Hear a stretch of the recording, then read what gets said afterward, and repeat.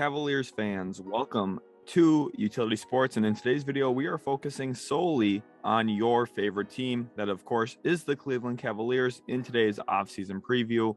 And we have a lot of other offseason previews on the channel as well, so if you're a fan of another team, go ahead and request it in the video or check out the channel because there's a lot already out on the channel for NBA teams this offseason, so make sure to go check out those videos. And Cavs fans, I want to commend you guys real quick because you've had to deal with a lot of different stuff, specifically from the mainstream media, when it comes to how your team is really discussed and talked about in the media.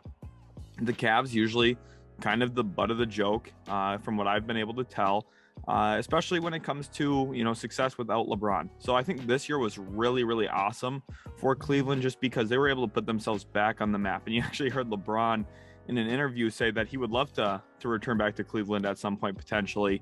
And Cavs fans might be in a position where they say, oh no, it's okay, LeBron, you go stay in Southern California. We're doing quite fine out here in the Midwest. So pretty awesome to see. In that regard, I'm very, very happy that Cleveland had such a good season this year. Probably didn't end the way that many Cavs fans hoped it would, but nonetheless, there's a lot to talk about in today's video. If you guys are new to the channel, hit that subscribe button. Also, leave a like. It lets me know that I'm doing a good job here with all the research and work that goes into these videos and offseason previews. So then let's jump into it. Video preview. Well, first, we're going to start with the 2021-2022 season. We'll talk about everything that I saw, the record, the bright spots, and everything that really, I think, impacts Cavaliers basketball moving forward, which this team, very young, a lot of bright spots to talk about. And then you look at key decisions to make, and there's one really big one that looms over this franchise. We'll see if Kobe Altman can take care of that this offseason. And I think that's really going to be the one that draws my attention the most this offseason for Cleveland. Then we look at the 2022 NBA draft, specifically which assets the Cleveland Cavaliers have. The NBA draft lottery, we have a lottery explained video on the channel, which I recommend checking out after this one if you want to learn more about how the NBA draft lottery works. It goes through the whole procedure. It goes through the odds for each team in the lottery. I did record that before the play-in, so you do have to move some stuff around. We'll talk about the Cavs odds in this video as well. Then you look at the NBA draft targets, and these are players that the Cavaliers could potentially look at, and players that I think are good fits onto this roster. Of course, we'll talk about that more when we get to that actual segment. Then we're going to look at NBA free agency, and the Cavaliers are in an interesting spot here because they're a good team, very young, and they could add a little bit more talent to this roster. We'll talk about how they can do that through free agency. And then ultimately it all leads up into next season, right? The important part of basketball is the season. The season's what matters. The offseason is really fun, exciting, fresh, new. You get new players, and you get really hopeful about next year. So we're gonna actually talk about next year. How good can this Cavaliers team be? And my thoughts for them moving forward, what the goals and expectations should probably be for this young squad. And now as we move into that 2021-2022 season that just concluded, I want to give my thoughts on this team. They finished 44-38, which is a very, very good record. I believe it's the best record for Cavaliers basketball since 1997 without LeBron, or somewhere right around that mark. And that's really, really good. And it shows how Kobe Altman's doing as a GM and really positioning this franchise. And it shows a lot of improvement from some of the players as well. And it also shows that JB Bickerstaff is the right coach for the job. Now, they did lose in the play-in to Brooklyn, which was a very tough matchup. No Jarrett Allen. And then also to Atlanta. And again, I just think the Jarrett Allen injury kind of put the nail in the coffin here for Cleveland. Because, Jarrett Allen's awesome. He really is. And they did such a good job pulling Allen away from Houston and Brooklyn in the James Harden trade. And I think that's really set up Cleveland in the position that they're in. And then, of course, where they ended up in the lottery this past year was really big for them as well. So bright spots here. Let's start with Darius Garland, who I think, was in the running for most improved player and really deserved to be as well. He's one of the players that took a massive jump from going from just a very good player to an all-star level player. That's a very tough jump to make. And the fact that he did that really did change what the Cavaliers outline and projections should look like moving forward, because he's really figured out how the game should work. He came in as a very skilled three-point shooter, but has really started to cement himself as a slasher, someone who can get to the rim, very consistent finishing around the rim, good in the lane. He's very good with those runners, and he's also really grown as a passer as well. The upside was always there when they drafted him out of Vandy. But then this year, with the size around him with Allen and Mobley, it just all kind of came to fruition. very, very good player in Darius Garland. And I think his improvement was so immense for Cleveland. He really kept them afloat at times this year. And when he went down, this Cavs team was just not the same. He only missed a number of games. So luckily for them, they were able to withhold some of those games a little bit and withstand the test of injuries. But Darius Garland, I think, probably is going to be the most important player for Cleveland moving forward. Some will argue Evan Mobley, some will argue Jarrett Allen, and I think those are all fair cases as well. But Evan Mobley, he's just going to have Darius Garland, he's just going to have the ball in his hands more frequently, in my opinion, than those other guys, simply because he plays point guard. So I think that's going to be something to monitor. How much more can he improve moving forward? And I think the ceiling is very high still for Garland. Then we look at the bigs, and what I mean by that, as big equals good, is I mean the massive starting lineup of Lauri Markkanen, Evan Mobley, and Jarrett Allen.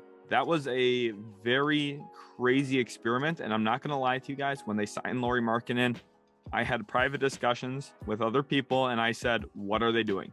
I did not understand it. I did not like the Lauri Markkanen signing at all, specifically after drafting Evan Mobley. I did not like the fact that they sent out an asset to do that in the Larry Nance deal to Portland. Obviously, we know how that all played out, though. And the big lineup is awesome. It's really, really good. And that's a credit to JB Bickerstaff for employing a lineup like that and finding ways to make it work. That's a credit to how talented Evan Mobley is and Jarrett Allen making it work as well as big men. And it also shows that Lauri Markkanen is probably a better fit at the 3 than he is the 4 in the NBA, which is something that I would never have expected just given his physical profile and lateral mobility. I just would not have assumed that, but he actually showed pretty good signs of being capable to play the 3 moving forward. And then you also look at Cleveland, and I think Kobe Altman as well deserves credit for this because he made a very non-orthodox move and it paid off. And that's something that's really hard to do at times. It's hard to go against the grain and experiment with something you want to try, especially when you're talking a multi-year, multi-million-dollar deal. That's a big risk. And that's a type of risk that can maybe lose you a job if it goes terribly. And he took that risk and it went really well. So a real credit to him. And then I want to talk about the Allen, Mobley, Garland trio. And I feel like I've talked about it a bit already, just because when you're talking about the Cavaliers, that trio is so important to talk about. But really, I think, Mobley's the perfect connector piece because he does so much on both ends of the floor without the ball. And I think that the combination of Allen and Mobley, the rim protection, the length, the skill set offensively, those two are perfect combinations together. And then Garland, just his ability to get any shot off he wants, his ability to attack the lane, like I talked about earlier. The trio just really fits well together. So when you're looking at that, those are the 3 best players for Cleveland moving forward. I don't think there's any question about that. Now we're going to talk about some other players who I think maybe do make a case for being really, really good in Cleveland, but I don't think they're going to touch that trio. Then we're looking at Cleveland, who overcame so many injuries this year. Colin Sexton goes down, Ricky Rubio goes down. Then at certain points, Jarrett Allen missed a lot of time. Evan Mobley missed quite a bit of time. This team was so injured. Even Dean Wade, toward the end of the season, which I don't think a lot of casual fans are really going to know how important Dean Wade was.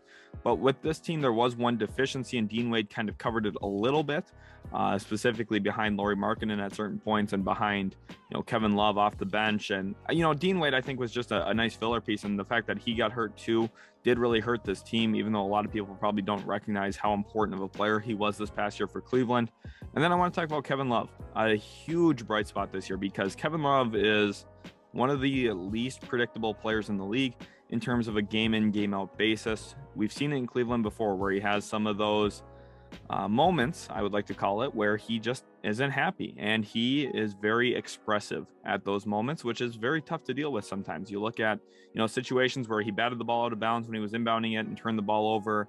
You look at some of the times where he was intentionally getting 3 seconds.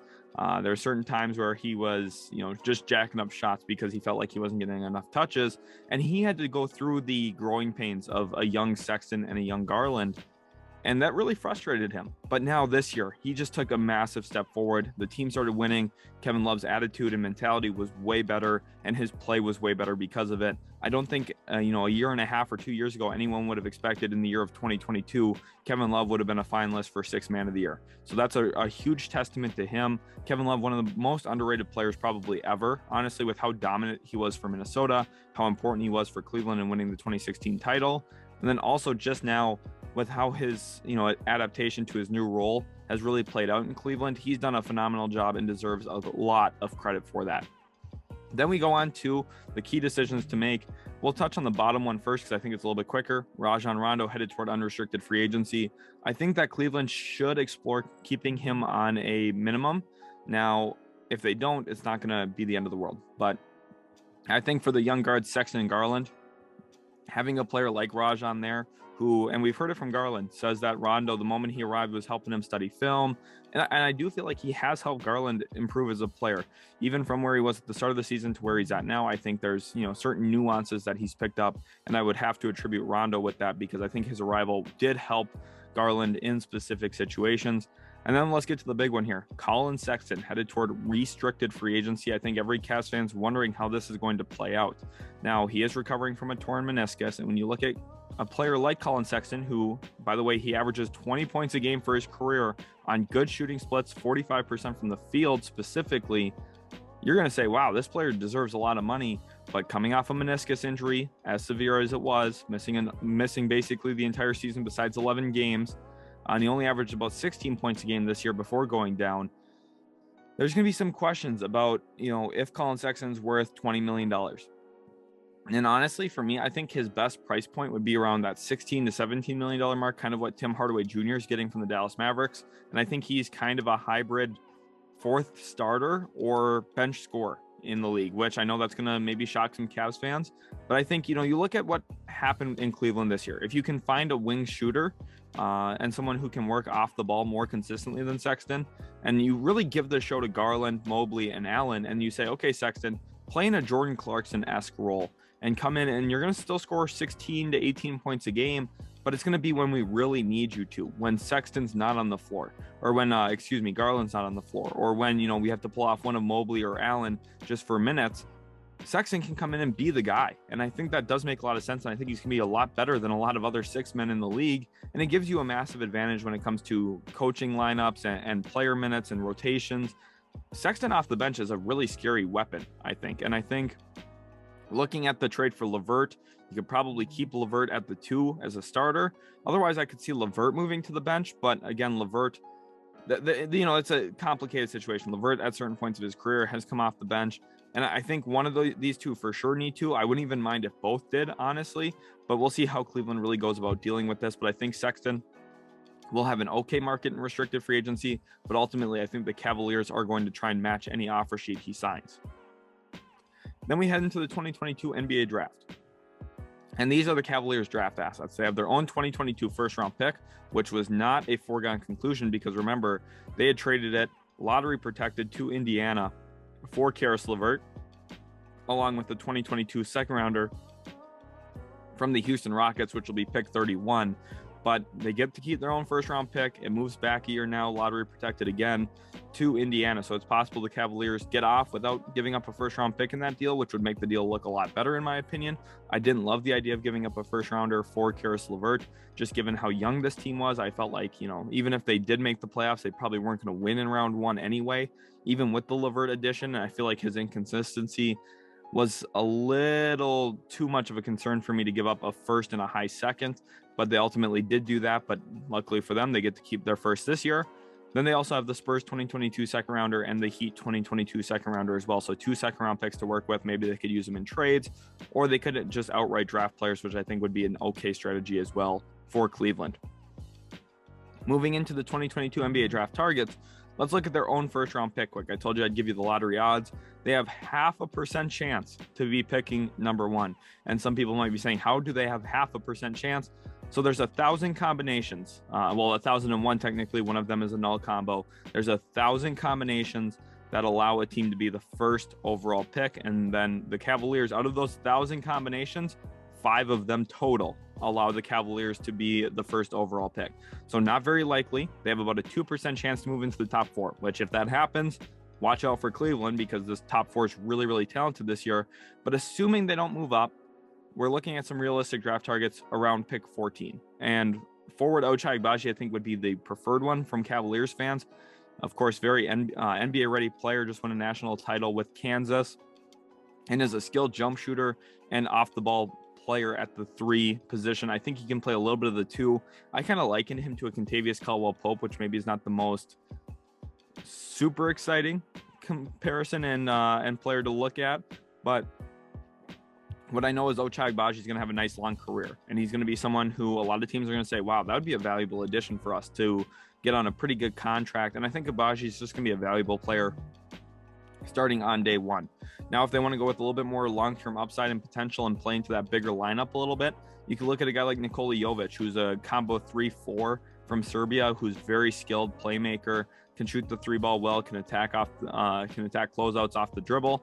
And for me, I think Nikola Jovic is an intriguing player, very solid playmaker. Like I said, he can pass the basketball with velocity, and I think he has a little bit of point forward mentality to him. He's kind of reminding me of a guy in Joe Ingles a little bit. Now, I don't think he's going to be exactly like Ingles. I think he needs to grow a little bit more as a playmaker to get to where Ingles was at the prime of his career in Utah, but ultimately probably a little bit bigger, a little bit more athletic. So there's some trade-offs. And then Kendall Brown, not quite as tall as Jovic, but definitely more athletic, definitely more of a physical player than Jovic is. He's not as skilled as Jovic as a facilitator or as a shooter, but I think his upside really lies in his potential when it comes to athleticism. And he's a solid connector off of it. It's not like he's a bad playmaker or a bad shooter. He's just not good in those regards yet either. So I think he's got some room to grow. Then EJ Liddell, very defensive-minded forward.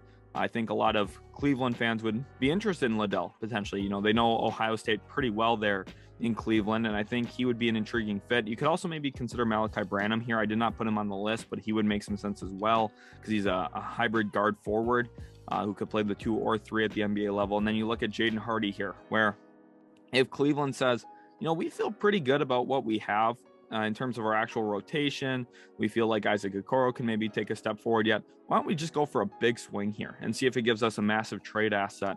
And that could be guard Jaden Hardy from the G League Ignite. Now, I know a lot of people are down on him. He did not shoot the ball well this past year for the G League Ignite. He shot about 36% from the field, but this is a 12-game sample size for an 18 or 19-year-old who is playing against pro talent for the first time of his career. You're going to struggle the first 12 games, okay? You know, Cade Cunningham struggled the first 10 or so games in the NBA. I'm not saying that Jaden Hardy's Cade Cunningham. He's not. But I do think that Jaden Hardy has some serious massive upside to him that if you take him here, if you're Cleveland, you could later flip him for a bigger asset and try and really build something around Mobley, Allen, and Garland and Sexton, maybe even if you wanted to include him into that core as well. Then let's look at the second round. For me, I didn't have any targets I wanted to necessarily mention or specify here, but I think the biggest thing for Cleveland is you just got to find a little bit more depth on the wing and at guard. And I think, you know, one combo guard and one forward who can play more of the 3 than the 4 does make a lot of sense. I think that's what I would really opt for if I was Cleveland in the second round. If I have a possibility to trade back up near the end of the first round, I would use my 2 picks to do that. But ultimately, Cleveland, they're in a good spot. I think if they just simply add depth, they'll be fine. And then we move on to 2022 NBA free agency, and this is where things get interesting. They're projected to have negative $28 million and some change there in practical cap space this offseason, which you're going to be saying, wow, they are nearly $30 million over the cap. How are they going to be able to sign anyone? Mr. Content Creator at Utility Sports, how can they do it? Well, there's a few different options in the NBA. One, you could use the non-taxpayer mid-level exception, which would be a pretty good option to use here because it gives you about $10.5 million on the year basis to sign a player, which would be a good contributing role player. Then you also have the veterans minimum, which is what the Lakers did this past year, where they signed about 13 of those guys and then wondered why they weren't any good. It's because they're playing for the cheapest contract they can, which means a lot of other teams didn't have a lot of interest in them. So this is, you know, the players who are going to fill out the end of your bench. So there's only one player on here that I did include that I think is a vets minimum type of player, but I do think he's actually a very underrated player by GMs and executives that I think could help Cleveland for the duration of a regular season. Then you look at a sign and trade, which this is a little bit trickier right now with Cleveland's cap space. You have to give something up in these deals, and you have to sign to at least a 3-year deal, which is really, really complex. But you could typically use lower end assets like those second round picks we talked about to accomplish this. And you must match money within 125%. So if you're going to sign someone for $12.5 million, you have to get around that $12.5 million a year. You have to get to that like $10 million mark in salary going back out, which could be like Chetty Osman and a little bit. Now, I don't know if Cavs fans want to do that. Osman, I know, is a fan favorite there, but they do have potential avenues to make a deal like that happen. I just don't think that that's overly likely in this free agency market. So we go to the free agent targets, and a lot of these guys, most of them are non-taxpayer mid-levels, which again is around that $10.5 million a year mark. First guy on the list, and I think Cavs fans are going to have a big smile about this, is guard Ricky Rubio, who they traded for from Minnesota last year in the Taurean Prince deal, where they also sent out a second-round pick to get Rubio. And I think Rubio really did shape the early beginnings of the season for Cleveland. He was a big part of the feel-good story that the Cavaliers became. And just like I talked about Rondo really helping Garland and Sexton, specifically Garland, I think that Rubio had a massive impact on not only helping those young guards, but also just helping this team win. I think Ricky Rubio has been one of the more underrated players in the league. Yes, he doesn't score the ball at an elite clip. No, he's not the most efficient offensive player as a scorer.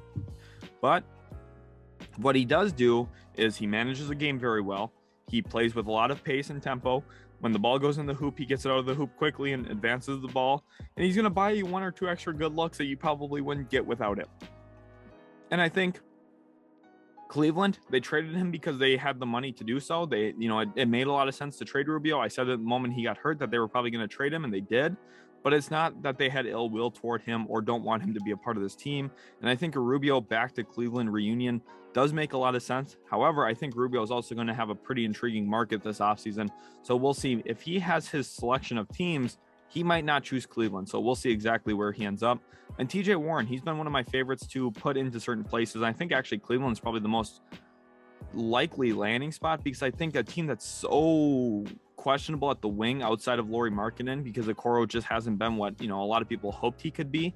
TJ Warren, who's a nice scoring wing, would be comfortable coming off the bench just given the state of his career right now, coming off of injuries.